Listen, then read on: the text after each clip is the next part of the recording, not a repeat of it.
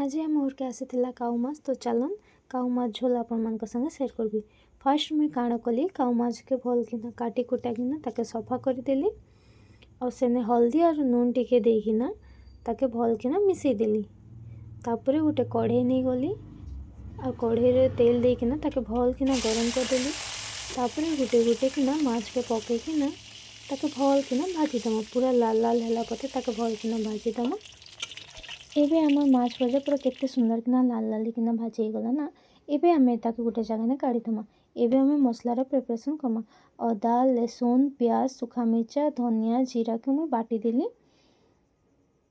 और आमर माछ भी ने ही गला ना। एबे आमे से कढ़ई ने का तेल टिके नहीं जिमा प्याज पके किना ताके टिके भल किना भाजी जिमा। जेते बेले भाजी जीवा हेने पके दमा टिके हल्दी गुण मिर्चा गुण। तापर से बटा मसला रखिथिनु ताके पके किना टिके भल किना कषि दमा। जिते बेले आम टिके मसला कषि जीवा हेतकी बेले पके देमा जीरा धनिया गुण चिकेन मसला। तापर पके देमा नून ताके टिके भल किना भाजी दमा।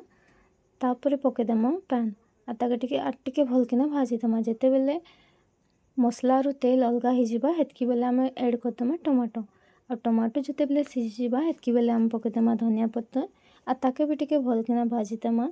और तुमर हिसाब ने झोल जेतकी करबार अच्छे तुम हेतकी पैन सेने पके पारबो। इने मैं पैन पके देली आ गोटे उखल आसला पर मैं काण कली आमुल गोटे पके देली।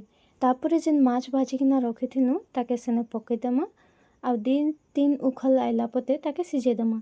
जेते बेले 2-3 उखल आसी जीवा जानी पारबो आमर माछ झोल ही गला। देखि पारतु आमर माछ झोल ही गला ना।